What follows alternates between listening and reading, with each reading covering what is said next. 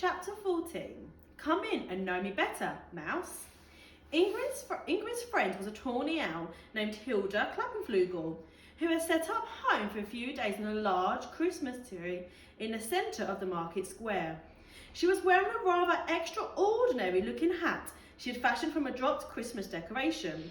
She'd had a few glugs of the warm, spicy drinks available in the market and was now wildly in the festive spirit.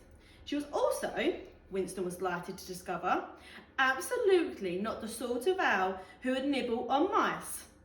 "Why would I do that?" she boomed in her loud, hearty voice. "Heaps of tastier grub here. Anyone want a sausage?" She waggled one about with her foot, but her guest declined. "Now, come in, and know me better. Mouse?" And she ushered them in under the tree of the snow.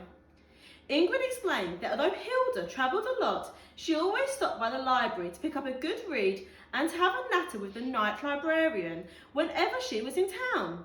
Once Hilda had stayed in the library for a few days.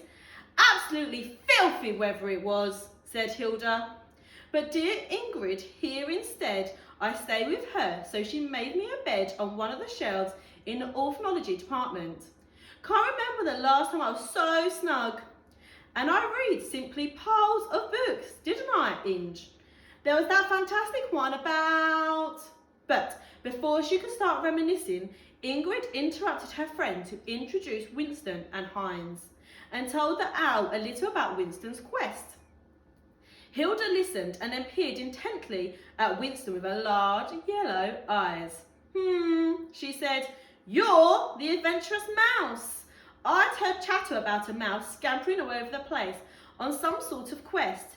Terribly brave for such a little thing like you to do on your own." "Oh, I haven't been on my own really," said Winston. "Everyone's been very kind and helpful."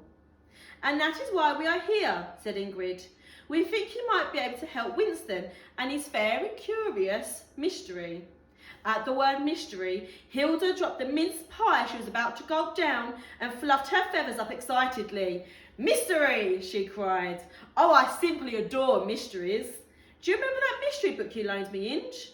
The one with the train that got stuck in the snow and that funny little detective had to..." Ingrid interrupted her friend. Yes, she said quickly. "Of course. Now do listen carefully, Hilda, while Winston tells you his puzzle." And so Winston told his tale. He started at the beginning from hearing the bells on Mistletoe Street, all the way to meeting Hines and exploring the library of Ingrid. He explained about the smells that he remembered every time he went back into his memories.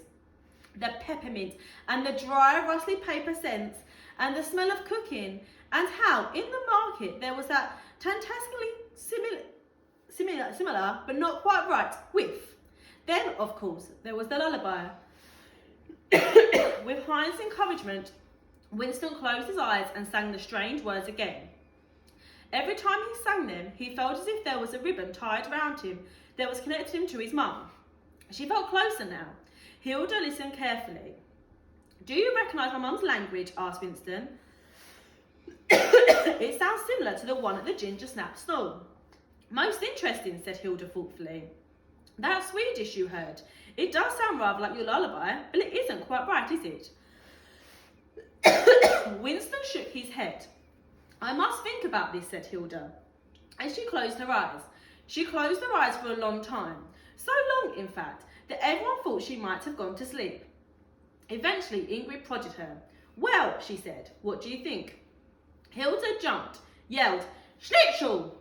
while looking a bit confused, then remembered what Ingrid was talking about. "Oh, yes," she hooted.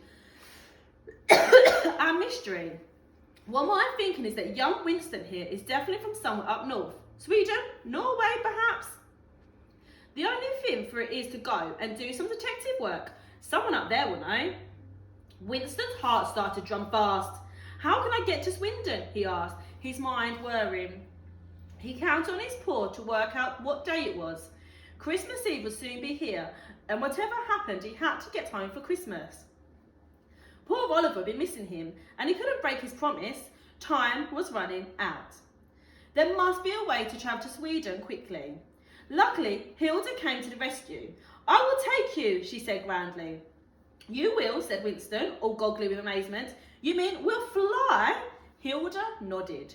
Are you sure? Asked Ingrid. That's an awfully long way, and you aren't as young as you were, Hilda. Hilda dismissed this. Nonsense, she said. Give me a chance to dust off the old wings a bit. We'll find your mum in no time. Winston couldn't believe it.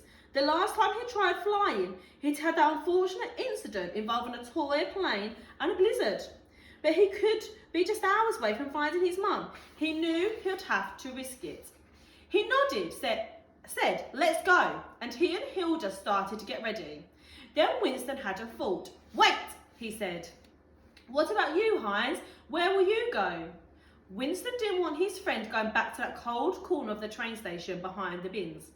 But before Hines could open his mouth, Ingrid patted him kindly on the paw. Oh, he's coming with me, she said firmly. Back to live in the library. I know a warm place where he can sleep undisturbed, and in the evenings he can help me with my tidying. I could do with some extra paws about the place. Hines beamed. And I'm going to teach you to read too, said Ingrid. We'll start in the children's book section. Everyone knows that's where all the best stories are. At this news, Hines threw himself backwards and into the snow and wiggled about excitedly. It was then time for goodbyes.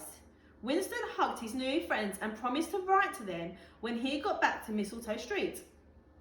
And I'll be able to read it myself, said Hines with a grin. Winston hopped onto Hilda's back. She straightened her hat, unfurled her wings, and with a short run and a leap, she launched herself into the air. And Winston watched the market and his friends disappear into the snow behind him. You'll have to tune back in tomorrow for the next chapter.